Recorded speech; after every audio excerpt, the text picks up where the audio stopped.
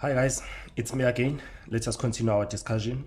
So today I want us to cover 27.3, which is the magnetic field lines and the magnetic flask. So if you will recall from your previous last semester module, where you were introduced to what we call the flux that is due to gravity, and we call that the gravitational field. And also I've also introduced in chapter 22 the electric field or the electric flux that is due to electric field. So now let us introduce the third one now, which is the magnetic flux, which is, we will donate it as with B, and the integral of the magnetic field dot dA. So you can see that the formula is still the same. It started this time around, we're talking about the magnetic field. So every time we talk about the flask, we're looking at the number of field probably that are passing through some certain surface. So if you have, for example, let me try to draw the surface. Let's say you have a surface like this, and you also have another surface,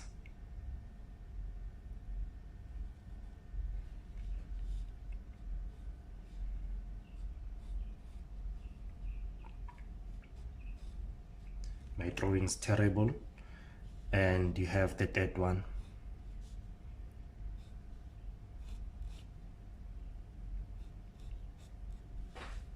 Like this. And let's assume that the area is the same.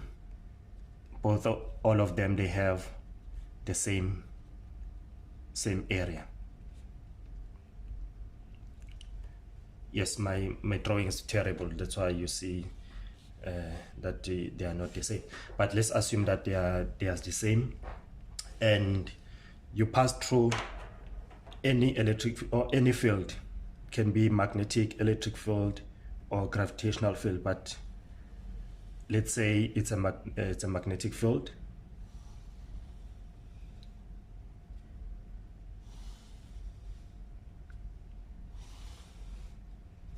Let's say it's a magnetic field, so it's going towards your right,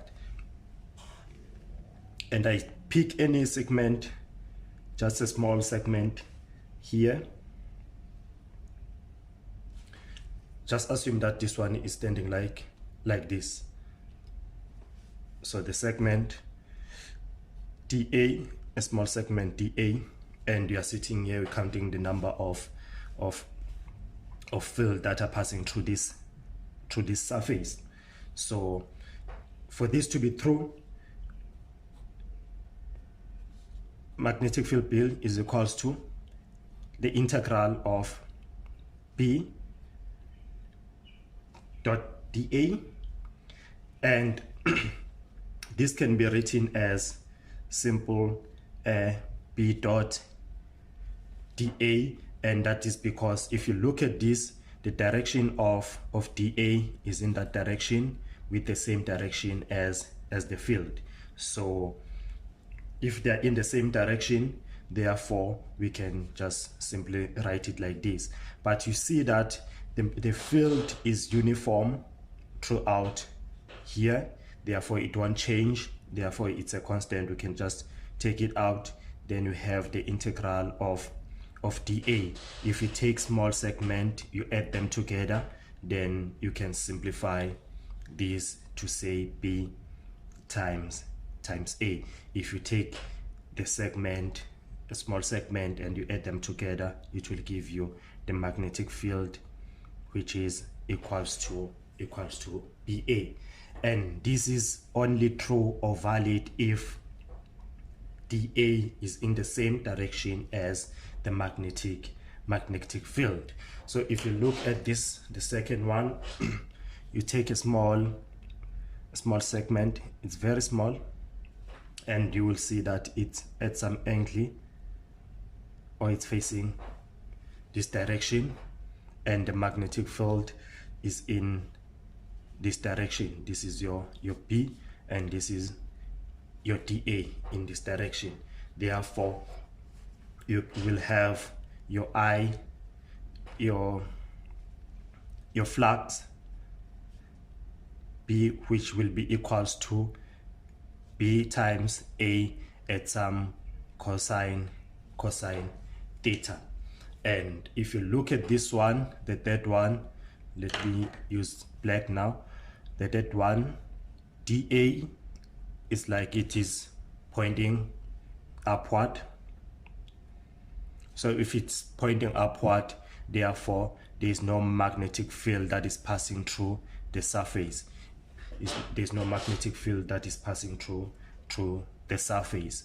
And if that's the case, then you will know what will happen to theta.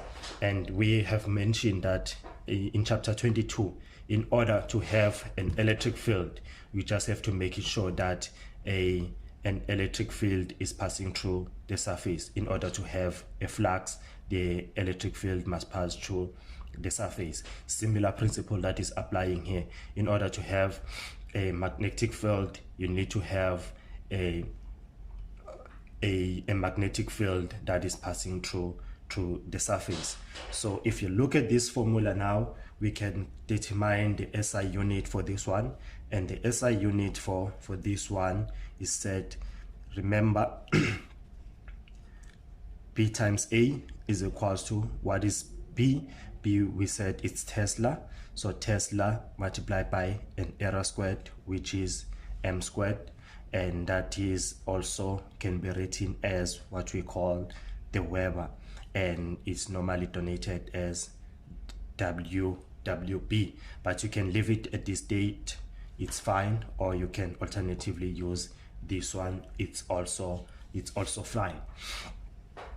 So this is just a simple illustration of what is happening, but remember, in a magnetic field, the lines are continuous, so you don't see where they start, you don't see where they end.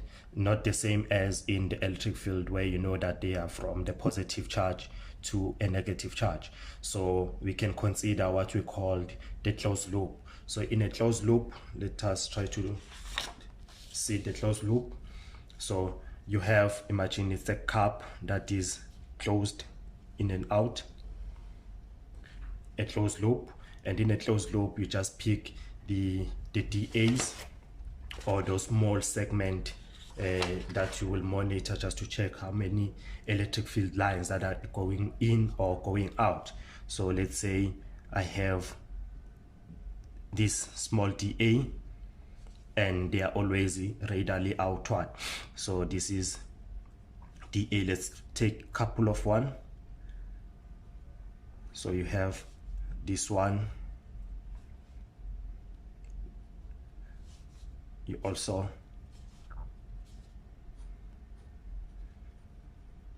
dA,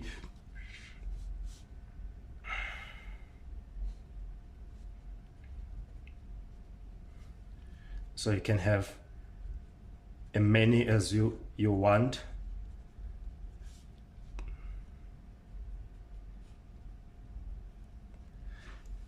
A dA. And let's say you pass now a magnetic field. So let's say you pass just a magnetic field, a straight one that goes through here and come out of here. So if you have something like this, then we say that the magnetic field or the flux is going to be equals to 0. So the magnetic field times dA is equals to 0, and that's simple because if you look at this, there you have the number of lines, just count the number of lines that are coming in and number of lines that are coming out. So you have this one that is coming out, and actually it started here, or this side it comes in, but because now if you look at this properly, dA is in this direction and the magnetic field is in that direction towards your right, therefore the angle between the two is 180 degrees. Therefore the cos of 180 is equals to -1. Therefore, the sum of all the arrows that are coming in is equals to the number of arrows that are coming out. Therefore, the flux will be equals to 0. So if you look at this again, it doesn't matter if it's the straight line. Let's say you have a magnetic field that is propelling like this.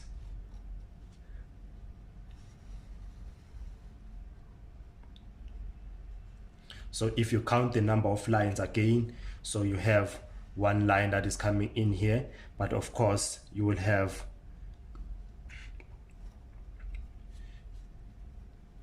your dA in the opposite direction, which is -1, and you also have +1 in this direction. So the number of lines coming in is equals to the number of lines that is coming out. Therefore, your total flux will be equals to 0 in a closed loop. That's why we integrate and we show with this small cycle here that it's a closed loop. So this is how you should think of it. If we say the magnetic flux in a closed loop is equals to 0, you just count the number of lines that are entering the closed surface and the number of lines that are coming out in a closed surface. So let us think about it in a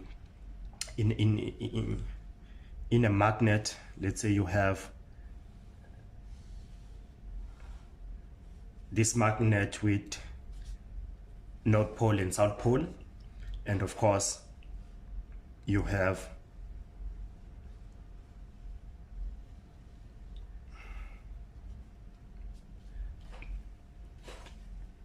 your lines, and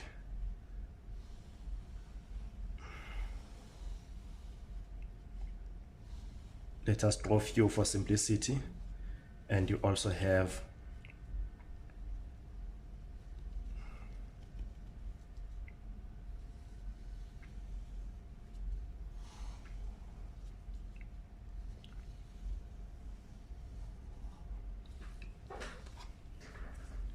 so if you take a Gauss surface at any place, let's say you take a Gauss surface somewhere, let's say somewhere here, this being your Gauss surface, and of course you know the direction of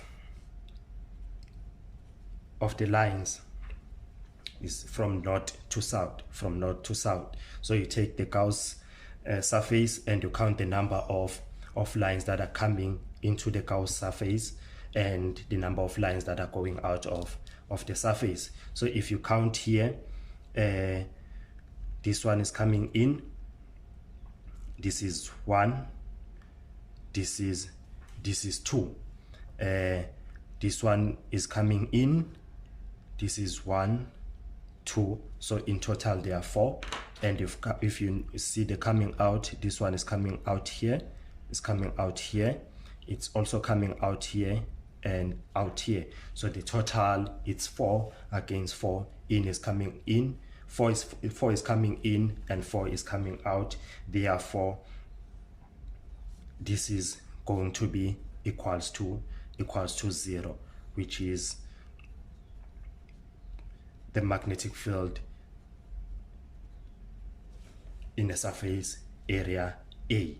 In the surface area A, that is going to be the flux, and the total flux will be equals to 0. So you can take it anywhere. So even if you take it somewhere here, the flux, the gas surface, and you count the number of lines that are coming in, which will be equals to the number of lines that are coming out, they should be 0. And that's why we're saying that the flux or the magnetic flux is equals to 0 in a closed surface. Remember, the reason why we're saying that is because the magnetic field lines are continuous. You don't see where they start, or you don't see where they end. Not in the same, if you remember, in an electric field, we said now the electric field is start from the positive charge, if you have a positive charge, to a negative charge. Therefore, you know that it will start from the positive towards the negative. Then you can define what is the electric field, or you can see where the electric lines start and where the electric field lines end. But in this case, the electric field lines are continuous. So if it is continuous, you don't see where they start or you don't see where they end. So in a closed surface, therefore, that is why we say the electric flask is magnetic flask is equals to 0. So let us do 1 or 2 examples, then we see if we still follow. Now let's say you have a circular coil that has a radius r. We can give it any value, let's say it's 25 centimeter. And you have a magnetic field that is coming towards the top, which is a magnetic field B. And let's say your magnetic field B is equals to 20 Tesla. And I ask you to calculate now what is the flux, magnetic flux. Therefore, we know that the magnetic force is equals to the magnetic field, which is perpendicular to an area A. Therefore, we know what is our B. So B is equals to 20. Then we have to multiply by an area. So an area of a cycle is pi r squared. Therefore, we can multiply by pi r squared, and we know what is our r. So we can convert this into meters. This is going to be 20 multiplied by pi multiplied by r. 25 divided by 2 centimeter is going to be 0.25 meter squared. Therefore, this is going to give me, if I punch in the calculator, that is 3.93 Tesla times meter squared. And of course, we've said you can leave it here, or you can just convert it to the SI unit, which is Weber. That's the first example. So let us look at another example. So let's look at this. We have 2 squares.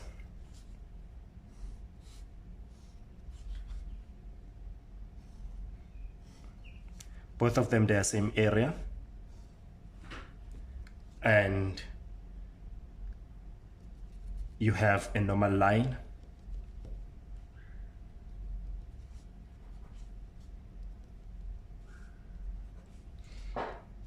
The first one, you have a magnetic field B that is coming in this direction at some angle theta. And you also have this one coming in this direction. This is your B and this is your B. So let's say the angle between the normal line and this one is 40 degrees, and let's say the angle between beta and this one, B and this one is 30 degrees. And I ask you to calculate the magnetic field or the magnetic flux. So one thing that you should be cautious about is how to determine the angle, or which angle to use. Remember, if there is an angle, then this one is equals to BA, the cos of theta. So as we said last time in chapter 22, theta, it's an angle between the normal line and the magnetic field. So an angle between a normal line and the magnetic field, it's your theta. So in this case, the first one, let's say this is A and this one is B. So the theta that you're going to use here is 40 degrees, and in this case it's going to be 90 minus phi, which is going to be 60 in this case, because we're looking at the angle between the normal line and an electric field. So this is going to be 60 degrees. Therefore, let's say you know the values. Let's give any value. Let's say B is equal to 10 Tesla. Then let's say the area is 0.5 by 0.5 meters. Therefore, it's going to be 0.5 times 0.5 multiplied by the cos theta, and the cos theta that we said we're going to use is going to be 40 for this one.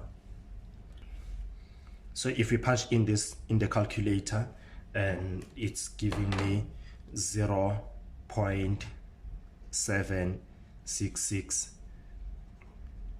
Weber. So that is for the first one. For the second one, B, we're still using the very same values. So IB, the flux is going to be 10 times an area, which is 0.5 by 0.5 times now the cos of 60. So if we punch in the calculator, it's giving me 1.25 Tesla times meter squared, which is WB.